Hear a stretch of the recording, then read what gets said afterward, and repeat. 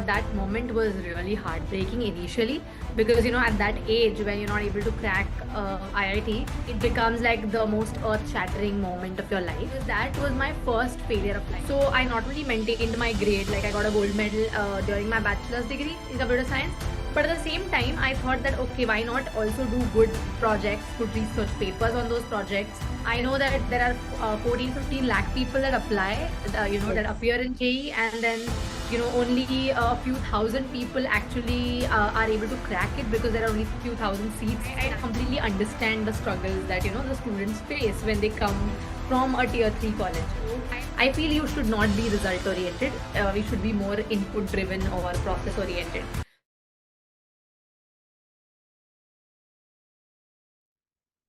Hello and welcome back to Miss Mind, the space where ambition meets courage and where women share not just their wins but their boss.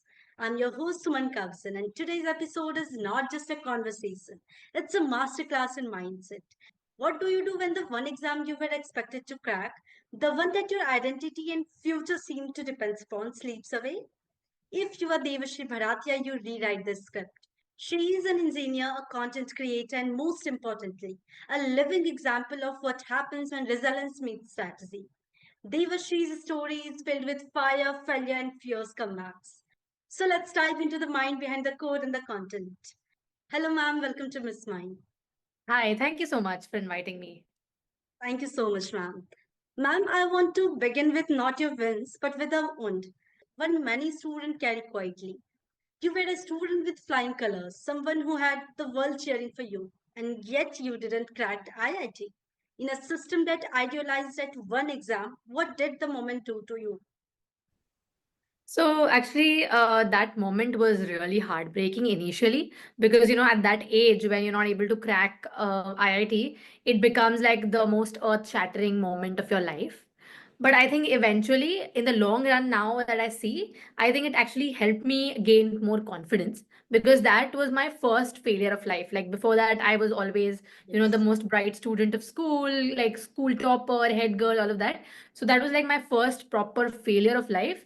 And initially, that was like really heartbreaking. But now, when I see it, it actually helped me gain a lot of confidence because that helped me learn how to fail and then, come back and reciprocate my success over and over again. So I think that really helped me teach a lot of lessons. Definitely. Yes. Yes. Well said, ma'am. I like how you use the word proper comeback or proper failure. Yeah, yeah, yeah. Ma'am, my next question is, do you think we as a society tie too much pressure on child's potential to a single exam? And what would you say to understand today who feels like their dream just shattered when the result comes out? Yes. So I actually definitely feel that it is a very important exam in India, and especially in India, there's a Yes, lot of competition. Like I know that there are 14, 15 lakh people that apply, that yes. appear in JEE, and then, only a few thousand people actually are able to crack it because there are only few thousand seats in IIT. So that is definitely a very competitive examination like any other. Like I think even NEET or UPSC, a lot of other examinations in India are very competitive. So I feel that for that moment, it's okay that you feel sad and you accept the grief. But I genuinely feel that the goal is not to crack IIT. The goal should be to surround yourself with that environment that IIT gives you. The goal should be to actually learn the rigorous curriculum and the scholarship or the type of teachers and mentors that IIT actually teaches you. So if that is the goal, then there are other ways also to achieve that goal. It's just not IIT, it's other ways also you can achieve. So I think that is my piece of advice that I would definitely like to give to people who have failed IIT or who have not been able to clear. Yeah. So, ma'am, you graduated from a tier 3 college, right? Yeah. But Yes. you didn't let that define you. You became the gold medalist, best all rounder, and then you aimed for Georgia Tech, one of the top 5 CS universities in the world. What gave you to the courage that even apply there? What was your mindset when you decided to leap from safe to spectacular despite the odds and levels? So actually, when I didn't clear IIT, I was like, okay, my goal is was not primarily to clear IIT. My goal was to actually get that environment around me, the alumni network and the type of Yes. coursework, all of that. So I decided to actually research on what else I can do to achieve that goal, what other path that I can take. So somebody told me, one of my alumni told me that, doing a master's abroad is actually one way that you can do it. You can achieve that goal. So then I started researching about it. So I realized that okay, let's maintain our grades at the top because of course, when you study abroad, it's not just grades, but it's also your holistic profile. So grades are definitely important, but other aspects are also important basically. So I not only maintained my grade, like I got a gold medal during my bachelor's degree in computer science, but at the same time, I thought that okay, why not also do good projects, good research papers on those projects, then also internships. And at that time, I used to do only one, I did only one internship, but I think now children do a lot of internships during their bachelor's because they have much more exposure now, I feel. And after that, I actually also did 2 years of work experience before I went abroad. So all of these things actually helped me build my profile to Hmm. apply for an abroad university. So that Yes. really helped. So I Yes. think Absolutely. preparation is one important thing that I would tell people, that research about what is required and then actually prepare all through your engineering, not just in your final year, all through your engineering you should prepare. Yes. Ma'am, was there a moment in the process, whether you during SOP writing, interviews, or visa waiting, where you genuinely thought this might not happen, and how did you push that past away? Right. So when I was applying to Georgia Tech, I was in my first year of my work experience. I was working at a startup, and I got the admit. But at that time, COVID hit the world, and then the entire lockdown hit. So basically, the entire world was like on a shutdown, and so then I had to, because of that, I had to defer my admission by 1 year.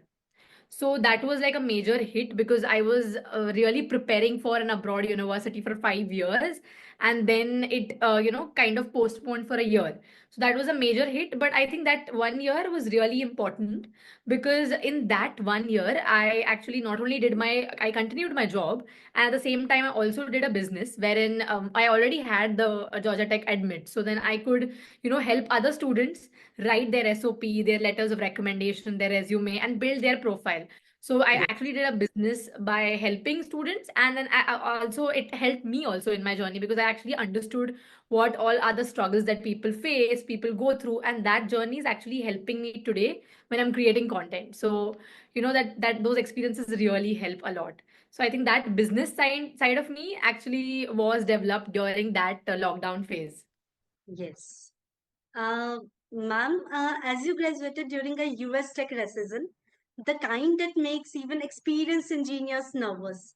But you not only survived it, you cracked offers from Google and Walmart. What did that period teach you about rejection, greed, and timing? And what were the things you did differently to stand out in the flooded market, use uniqueness to the strength? Right. So actually, before going for a master's degree, I knew that okay, I come from a tier 3 college, so it is going to be difficult because that university is a university where people from all over the world, like not only from IIT and NIT from India, but people from all over the world, the brightest students come to that university. So I Yes. knew that okay, my competition is going to be huge, and I should be prepared. So like before going for my master's degree, 6 months ago, I started, doing competitive coding, a lot of more projects to just get a hands-on experience of the interview process. Like in software engineering, we have a lot of system design, low-level design, high-level design, all of that. So all the interview process, I was preparing my resume, also connecting with people on LinkedIn. All of this I had done beforehand, Yes. like before going to US. So I think I was very much prepared. So the moment I actually reached US, I started applying for internships. So in the same month. So that actually helped me land an internship in the first semester at Walmart. And then eventually that internship got converted into a full-time offer. So at that time I had just one Walmart offer, but then that tech recession hit. So thankfully I was prepared. So actually it helped me a lot because when an interview is scheduled, it's like it's scheduled tomorrow or day after. So you don't have time to prepare. So you really should be prepared beforehand when you're applying to jobs or internships. And when I started working in Walmart, I actually in the last semester when I completed my internship, the global recession hit and a lot of companies started laying off. And Yes. that's when actually I also applied for Google because I thought that, okay, let's have multiple job offers while graduating. What if, one company just revokes the offer? So we should have more offers. So that's when I applied for Google and I actually cracked Google. So I graduated, in fact, with two offers. So that was actually a bigger deal. But then later, Google basically laid off 12,000 people. So they revoked the offer later. And then that's when I joined Walmart. So, but I think my lesson would be that you should be prepared beforehand, and you should be also cautious about, more aware of, if there's a recession, then you should be more cautious and keep studying, keep touching your foundations. So that is very important, I would say, for a recession. Yes. Well said, ma'am. Well said. Today you are not just a tech professional, you are a creator. A growing community on Instagram, LinkedIn, and YouTube. But creating content consistently, especially for an audience hungry for value, is no small task. What made you step into the world, and how do you balance giving, growing, and graduating your energy? Right. So actually, I feel that, so I come from a middle class background, and I feel that 99% of India is also mostly, they all come from middle class backgrounds. Most of the Yes. people, they have not cracked IIT. Most of the people are from tier three colleges. Like I remember in my college days, we used to only get like 4 or 5 lakhs per annum placement. Like we never got interview calls from product-based companies like Google, Walmart, all of that.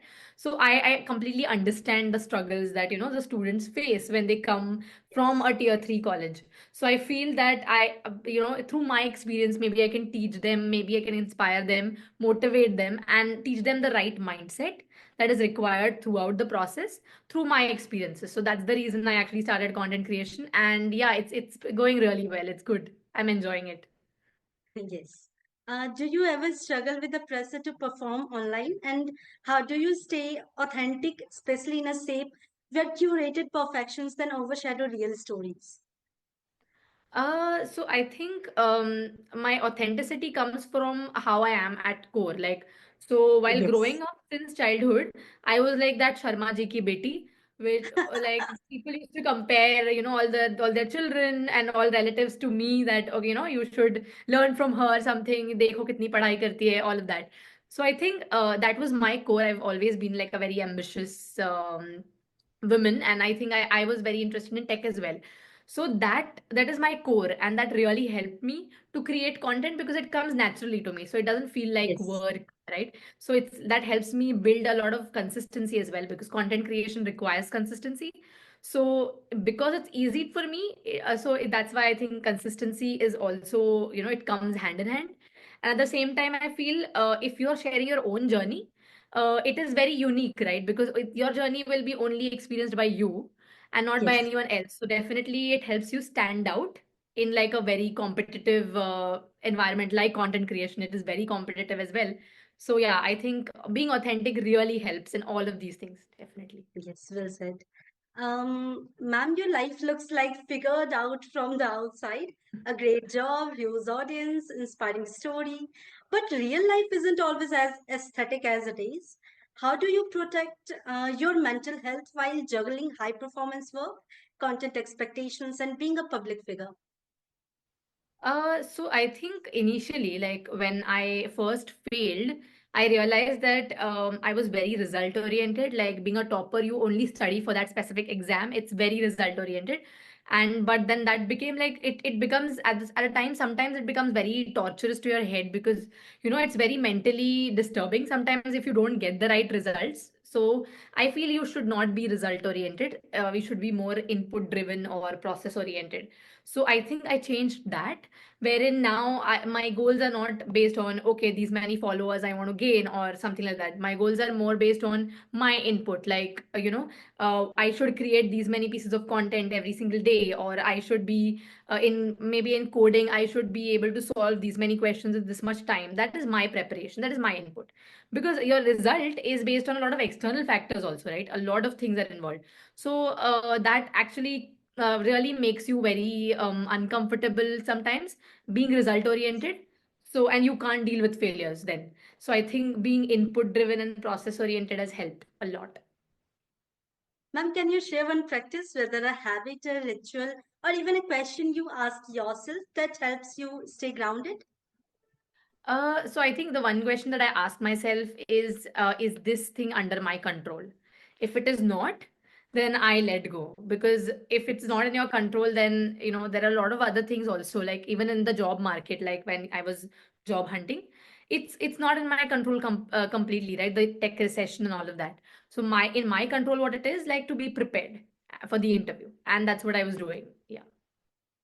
Ma'am, over the years, you have evolved from student to engineer, from individual to influencer even. What one belief that you are outgrown and you value that has stayed your anchor no matter how far you have gone? And what is the next big dream that scares you just a little, but excites you even more?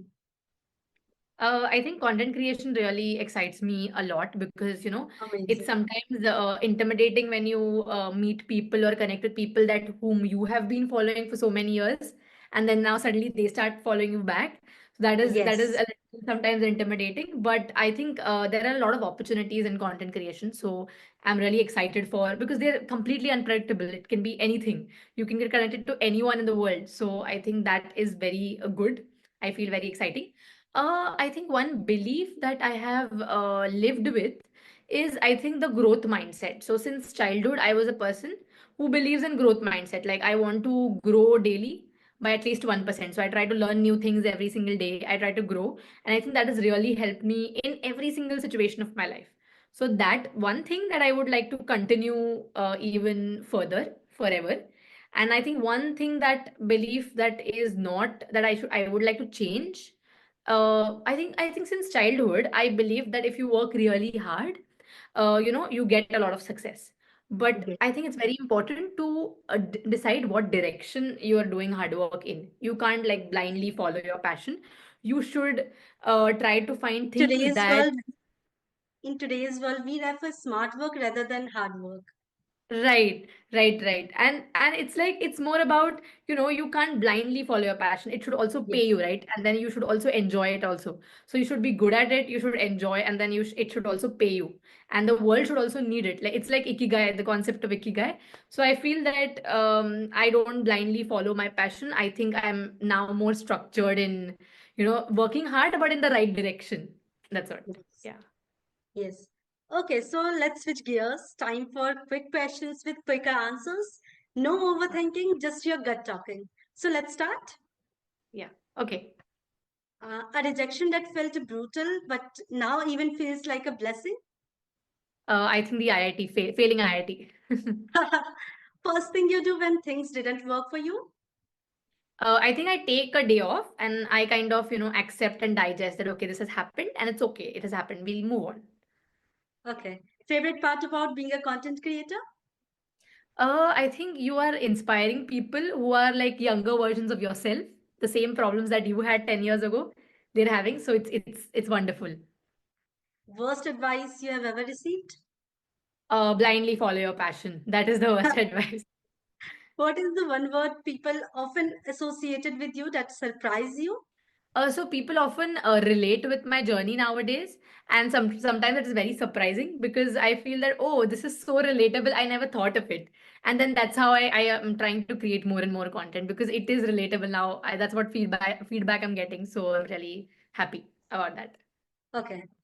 Tech or content? What brings you more joy right now? Very It's tough a question, but tricky I one. feel, yeah, I think Yes. creating content on tech career is so like a mix of both. Okay. If your life had a movie title, what it would be? I think Laksh because that is like focus. My That would favorite be. movie of Yeah, Hrithik Roshan. definitely. Yeah. Yes. One woman, past or present, you'd love to have chai with? So I love chai and oh, I love Priyanka Chopra also. So I think Priyanka Chopra because she is like a global domination queen. I think she has like, started all over the again in a different country and then, all achieved all of that success. So definitely Priyanka Chopra. Yes. When she speak, world listen. That's amazing. Okay, from missed milestones to massive mid-shift, Devashi Bharatia's story is not just about coding software. It's about rewriting her own algorithm for life. To all our listeners, if you are doubting yourself right now, remember, failure is not the opposite of success. It's a part of it. And sometimes the road less celebrated leads to most powerful stories. Ma'am, thank you so much for sharing your thoughts with Miss Mind. And Thank you. Thank thank you you so so much much, for ma'am. inviting me. Yes, we are really grateful to have you here, ma'am. And to Thank our you so much. audience, what are you waiting for? Hit the bell icon and don't forget to follow, subscribe, and share the episode with someone who needs a little push, a life, a little perspective, and a whole lot of power. So, yes, this is Suman Kavsan signing off, reminding you to stay curious, stay fierce, and above all, stay kind to your journey. As Devashri Bharatia ma'am said, stay kind to your journey. Thank you so much, ma'am. Thank you so much. We Thank are you. really Thank you so grateful much. to have you here. Thank you. Thank you so much.